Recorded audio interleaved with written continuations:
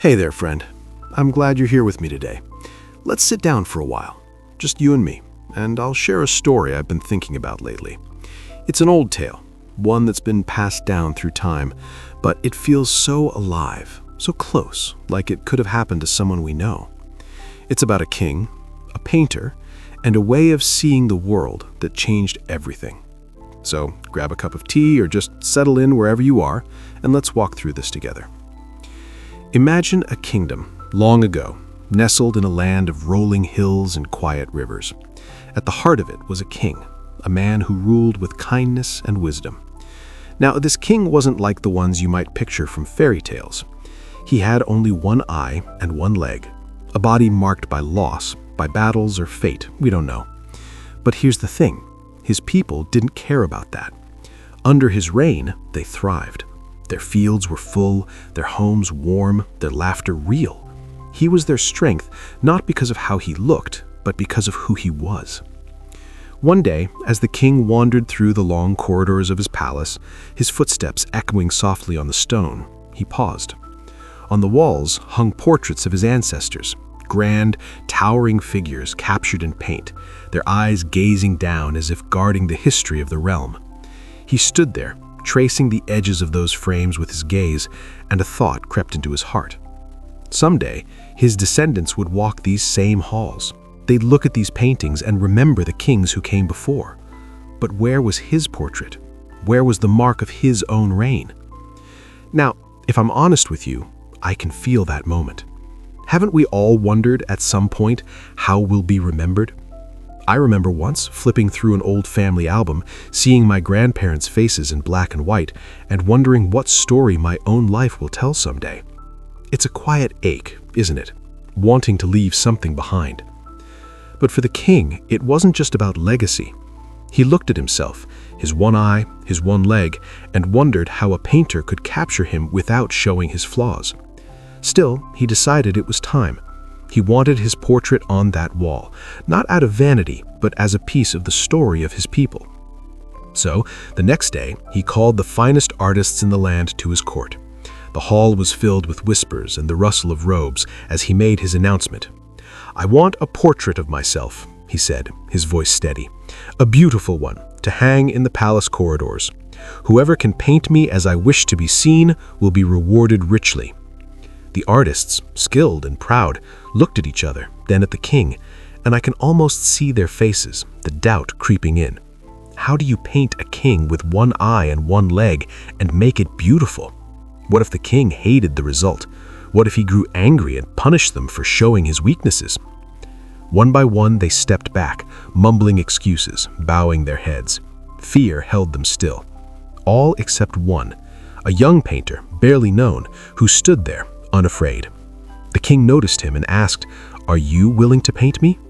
The young man nodded, a quiet confidence in his eyes. And just like that, the king gave him the task. Over the next few days, the painter worked tirelessly. He'd sit with the king, observing him, not just his face or his frame, but the way he carried himself, the strength in his voice, the kindness in his rulings.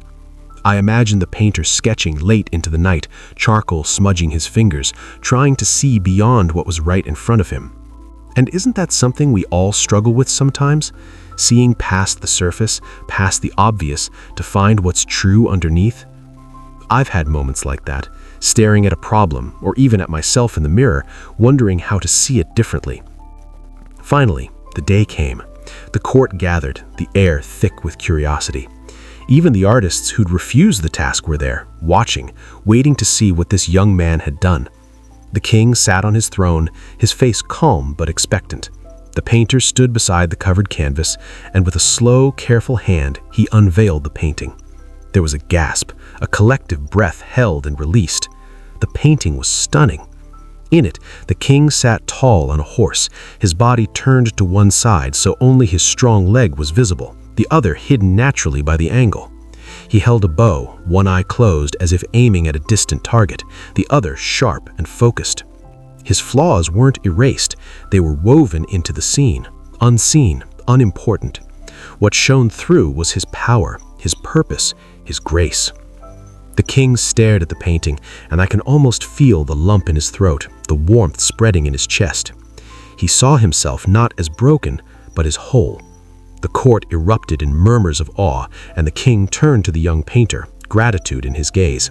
He rewarded him richly, yes, but more than that, he named him the chief artist of the court, a place of honor for a man who dared to see differently. I've been thinking about that moment a lot lately. The way the painter didn't just paint what was there, but what could be. He didn't hide the king's truth, he reframed it. And sitting here now with you, I wonder, how often do we do that for ourselves or for others?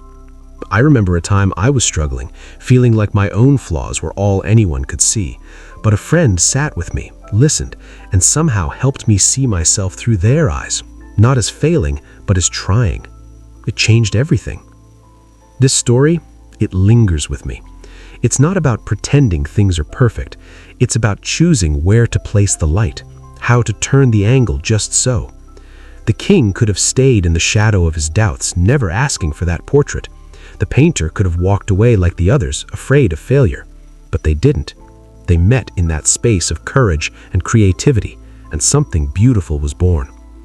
So, as we sit here together, I guess I want to ask, where in your life could you shift the frame? Where could you look at yourself or someone else with new eyes? Not to ignore the hard stuff, but to see beyond it, to the strength, to the possibility. I'm asking myself that too, you know. Maybe we can figure it out side by side. Thanks for listening, for being here with me through this story. It's a quiet thing, sharing these thoughts, but it means a lot.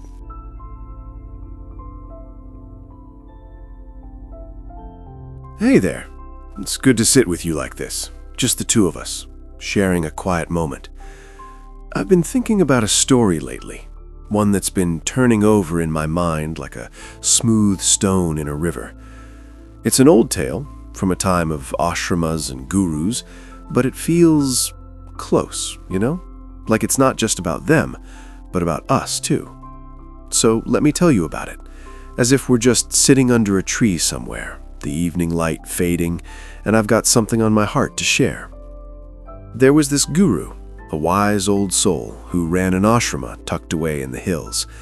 He had a group of disciples, eager, bright-eyed young folks who hung on his every word. One day, he decided it was time for them to step out into the world. Go, he said, to the greatest university in the land. Learn everything you can. Fill your minds with knowledge, and then come back to me. So off they went, all of them, with their bundles and their dreams, ready to soak up the wisdom of the world. Years passed, and one by one, they started returning to the ashrama, all but one. The guru welcomed them with a warm smile, seeing how they'd grown. They'd memorized scriptures, mastered debates, and carried themselves with a kind of pride that comes from knowing a lot. He was pleased, you could tell. He'd sit with them, listening to their recitations, nodding as they quoted ancient texts. But there was this one disciple who hadn't come back yet. Let's call him Arjun, just to give him a name. Arjun was still out there, somewhere. Finally, after everyone else had settled back into ashrama life, Arjun showed up. His clothes were worn, his face weathered, like he'd walked 1,000 miles. The guru looked at him, a little curious, a little expectant. "You're the last to return," he said, his voice gentle but firm. "That must mean you've learned the most. Tell me, what have you brought back?" Arjun lowered his head, and in a quiet, almost broken voice he said, "Guruji, I haven't learned anything. In fact, I've forgotten everything you taught me." You can imagine the silence that followed. The guru's face tightened just a little. Disappointment, maybe even a flicker of anger, passed through his eyes. How could this be? All that time, all that opportunity, and nothing to show for it? From that day on, the guru's warmth toward Arjun cooled. He wasn't harsh, but there was a distance now. And Arjun? He was given the hardest tasks in the ashrama, fetching water from the farthest well, chopping wood in the heat of the day. He did it all without a word of complaint. Days turned into weeks. One afternoon, Arjun was massaging the guru's feet, a task of humility, of service. As his hands worked, he murmured something almost to himself. "The temple is so beautiful, but inside there's no idol of God. The guru froze. Was this boy mocking him, calling his body a temple empty of divinity? His anger flared, and when Arjun, sensing the tension, let out a sudden innocent laugh, well, it was like pouring oil on a fire. The guru stood up, his voice trembling with rage. "You dare insult me? Leave this ashrama, now!" Arjun didn't argue. He packed his small bundle and walked away, disappearing into the forest. The guru tried to shake it off, returning to his studies, his scriptures, but something lingered, a quiet unease he couldn't name. Then, one day, out of nowhere, Arjun came back. He didn't say a word, just sat down in the guru's room, cross-legged, watching as the old man pored over his texts. The guru didn't acknowledge him at first, but he noticed. How could he not? There was a stillness about Arjun, a kind of quiet that filled the room. And then something small happened. A wild bee flew in through the open door, buzzing frantically. It darted around, slamming itself against a closed window, desperate to get out. Again and again it crashed into the glass, hurting itself, its buzz echoing in the stillness. Suddenly, Arjun stood up. He shouted at the bee, his voice sharp but strangely tender. "Hey, foolish one, that's not the door, it's a wall. Stop, look, the way out is the same way you came in." The bee didn't listen, of course, but the guru did. He turned, really looked at Arjun for the first time since he'd left for the university all those years ago. And what he saw, it wasn't the same boy who'd left for the university all those years ago. There was something different in his eyes, something vast, like a still lake reflecting the sky.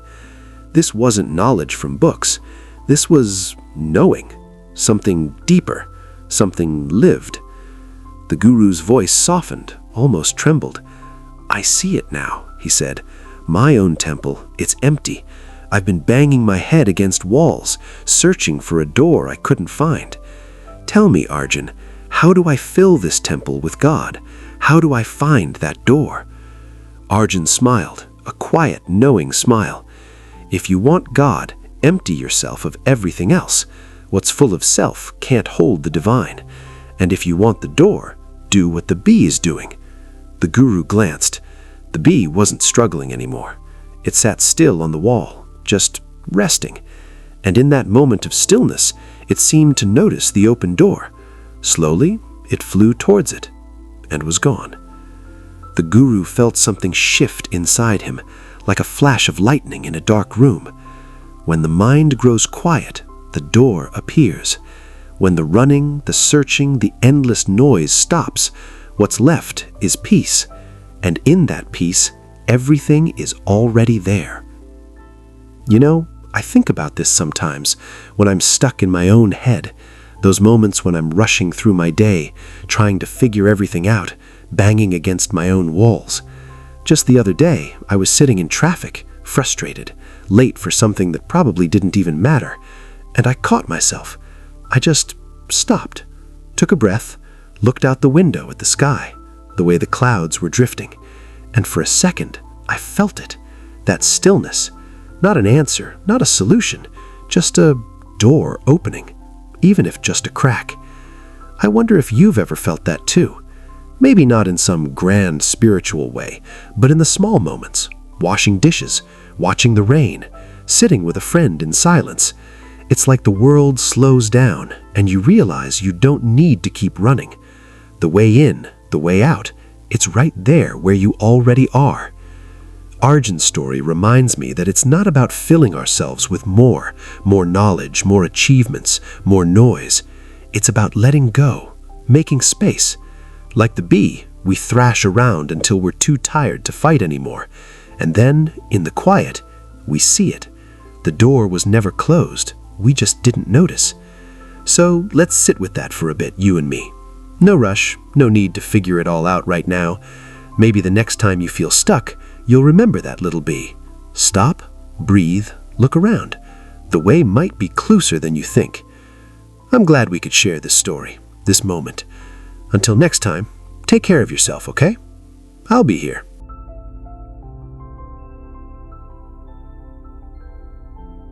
Hey there, friend. I'm glad we've got this moment to sit together, just the two of us, like we're sharing a quiet evening by a flickering fire, or maybe just curled up with a cup of tea after a long day. I've got a story to tell you tonight, one that's been sitting with me for a while, stirring up thoughts about the things we carry, the things we try to push down, and how sometimes letting go is the hardest yet most freeing thing we can do. So settle in with me, and let's walk through this tale together. Picture this: two monks, one older, weathered by years of discipline, and the other younger, still finding his way, are walking back to their ashram after a day of seeking alms in a nearby village. It's late afternoon, that golden hour when the world feels softer, and they're following a familiar path through the hills. Ahead, a river cuts through the land, its waters shimmering under the fading light. They've crossed it countless times, but today, something's different. Standing by the riverbank is a young woman, her face etched with hesitation. She needs to cross, but she's unsure, maybe even afraid of the river's depth, the current's pull. She stands there, waiting for someone, anyone, to help. The older monk sees her first. He's been on this path of renunciation for over 30 years. 30 years of vows, of turning away from worldly desires, of training his mind to be still. But as he looks at her, something stirs. A thought, a flicker creeps in. I could help her, he tells himself. Just offer a hand, guide her across. But the moment that thought forms, something else rises up inside him, something he thought he'd buried long ago. A rush, a heat courses through him at the mere idea of touching her hand. It's like electricity in his veins, a trembling he hasn't felt in decades. His heart races, his breath catches, and suddenly, he's not just a monk helping a stranger. He's a man wrestling with a storm inside. He tries to push it down. What is this nonsense, he mutters to himself. Why am I even thinking about her? My practice, my life's work, 30 years of discipline. Am I going to throw it away for this? He shuts his eyes tight, as if that will block her out. But you know how it is. Sometimes closing your eyes makes things clearer, sharper, more vivid. Behind his closed lids, she's still there, more alluring than before, almost like a dream he can't shake. His mind spins. One part of him screams, "Walk away, this isn't your concern." Another whispers, "But isn't it wrong to ignore someone in need? Isn't compassion the heart of your path?" He's torn, standing there by the river, his feet rooted to the ground while his thoughts churn like the water before him. And the poor woman, she has no idea what's raging inside him. She's just standing there, hoping for a kind hand, unaware she's become a mirror for his inner battle. Finally, with a deep breath, he forces himself to move. Eyes still half closed, he steps into the river, wading across without looking back, trying to escape the pull of his own mind. But then he remembers his companion, the younger monk still behind him. A pang of worry hits. What if he helps her? What if he falls into the same trap I nearly did? He turns, ready to call out a warning, but it's too late. There, in the middle of the river, he sees the younger monk, calm, steady, carrying the woman on his shoulders, helping her cross. The older monk's chest tightens, anger flares, mixed with something else. Envy, maybe? Regret? How dare he thinks. Doesn't he know what this means? Touching her, helping her, it's a violation of everything we stand for. And yet, another thought creeps in. Why didn't I do it? If I had, maybe I wouldn't feel this hollow ache right now. He watches, fuming, as the younger monk gently sets the woman down on the other side. She thanks him, probably, and goes on her way. The younger monk doesn't linger. He just keeps walking, as if nothing happened. The two monks fall into step together, heading toward the ashram, but the silence between them is heavy. The older monk can't hold it in any longer. As they near the ashram gates, he stops and turns, his voice sharp. "I'm telling the master, you've defiled yourself. How could you carry her like that?" The younger monk looks at him, surprised, maybe even a little amused. Then, with a quiet, steady voice, he says, "I carried her across the river, and I left her there. But it seems you are still carrying her in your mind. You didn't even touch her, yet you're the one who can't let go." Those words, they hit like a stone dropped into still water, sending ripples through the older monk's heart. And they've stayed with me too, as I've thought about this story over the years. You know, I've had moments like that, haven't I? Haven't we all? Where something happens, a conversation, a memory, a fleeting thought, and even after it's over, I'm still carrying it, replaying it, wrestling with it. Like the time I got into an argument with a friend over something small, and long after we'd made up, I was still turning it over in my head, wondering if I'd said the wrong thing. It's funny, isn't it? We think we've moved on, but sometimes we're the ones holding on to the weight. This story, though, it's not just about the monks or the river or the woman. It's about what we do with the things that stir us up inside. The older monk tried to shut his eyes, to push down what he felt, to deny it. But in doing so, he gave it more power. It grew bigger, heavier, until it was all he could see. The younger monk, though, he acted, helped, and then walked on. He didn't let it linger. And I wonder, sitting here with you, how often we do the opposite. How often we bury our feelings, our regrets, our desires, thinking that'll make them disappear, only to find they've taken root deeper than ever. I'm not saying it's easy to let go. God knows I've struggled with it myself. There are nights I lie awake thinking about old hurts or things I wish I'd done differently. But maybe the trick isn't to bury them or fight them. Maybe it's to see them, feel them, and then set them down, like the younger monk set the woman on the riverbank. Not to pretend we're untouched, but to trust we can keep walking, lighter for it. So, friend, as we sit here together, I want to ask, gently, with no pressure, what are you carrying right now?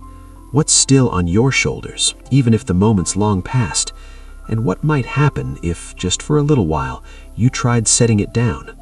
I don't have the answers, but I'm here with you, wondering, walking this path side by side. Let's keep going, together, and see where it leads.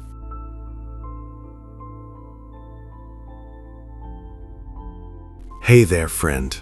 Come, sit with me for a while. I've got a story to share, one that's been lingering in my mind lately, like a quiet whisper from the past. It's about a man who walked this earth centuries ago, someone we know as the Buddha. But let's not think of him as some distant, untouchable figure. Let's imagine him as, well, someone who could have been sitting right here with us, sharing a cup of tea, his eyes kind and steady. I want to take you back to a moment in his life, a moment that feels so human, so real, it almost aches. Picture this, a dusty road winding through a small village, the kind where everyone knows everyone, where grudges simmer like heat on the horizon. The Buddha is walking through, his steps slow and deliberate, his presence calm as a still lake. But not everyone in this village sees him with kind eyes. Some of them, well, they've got anger in their hearts. Maybe they've heard stories about him, or maybe they just don't like strangers passing through. So they gather around him, blocking his path. Their voices rise, sharp and cutting, hurling insults like stones. They call him names, mock him, try to tear him down with every bitter word they can muster. Now, I don't know about you, but if someone came at me like that, I'd feel my chest tighten, my face get hot. I'd want to snap back, defend myself, or at least walk away fast. But the Buddha, he just stands there. He listens, not with a smirk or a frown, but with this quiet, almost curious look, like he's trying to understand where all this anger is coming from. He doesn't interrupt, doesn't argue.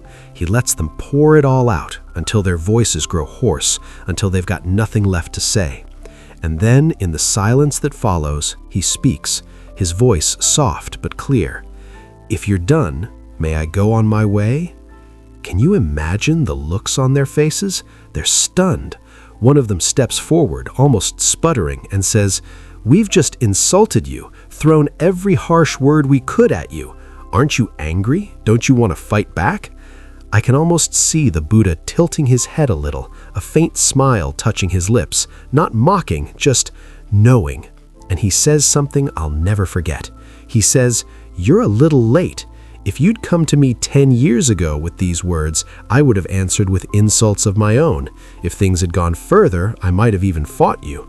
But now I can't. I'm not able to give back what you're offering. For a gift to be complete, There has to be someone to receive it, and I'm not receiving this. I had to sit with that for a moment when I first heard it. It's like he's saying anger, insults, they're only as powerful as we let them be. If we don't take them in, they just fall away. He goes on, still calm, and tells them about something that happened earlier that day. This morning, he says, I passed through another village. The people there came to me with sweets, offerings of kindness, but my stomach was full, so I didn't take them. They took their sweets back with them. He pauses, letting that sink in, then adds, did they abandon their sweets just because I didn't accept them? One of the men, still a bit shaken, mumbles, no, of course not. They probably shared them with their families, their children, their loved ones. The Buddha nods, his eyes gentle.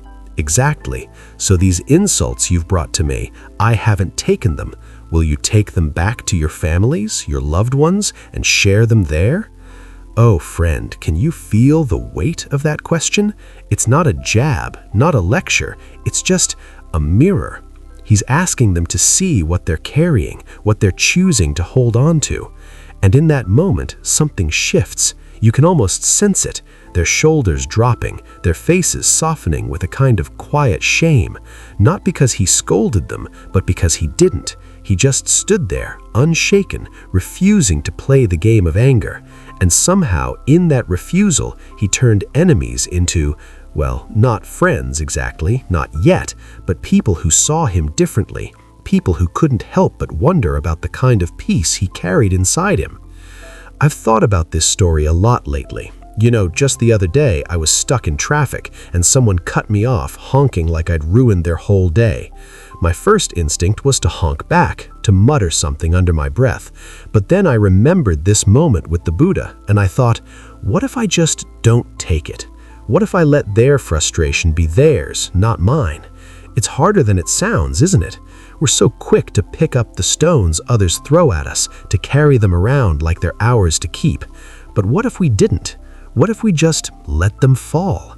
I think that's what the Buddha was showing those villagers, not some grand, unreachable wisdom, but a simple truth. We get to choose what we accept into our hearts. He didn't fight them, didn't argue, didn't even walk away in a huff. He just stood there, present, and let their words pass through him like wind through the trees. And in doing that, he planted a seed.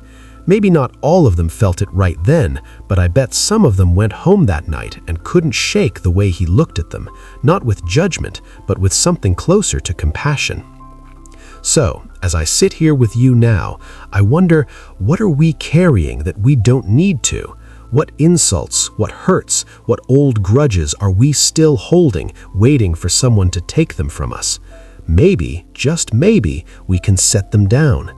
Maybe we can say like he did, I'm not receiving this, not out of weakness, but out of a quiet strength that knows some things aren't worth the wait. I don't know, friend. I'm still figuring this out myself. Some days I'm better at letting go than others, but I keep coming back to this image of the Buddha on that dusty road, surrounded by angry voices, standing so still, so steady. It reminds me that peace isn't something we find by winning arguments or proving points. It's something we choose moment by moment by deciding what we let in. Thanks for sitting with me through this story. I hope it lingers with you the way it has with me. Maybe next time life throws something harsh your way, you'll hear his voice, soft and steady, asking, will you take this back to your loved ones, or will you let it go? I know I'm trying to listen for it. Let's keep walking this path together, okay? There's more to learn, more to share, just a little further down the road.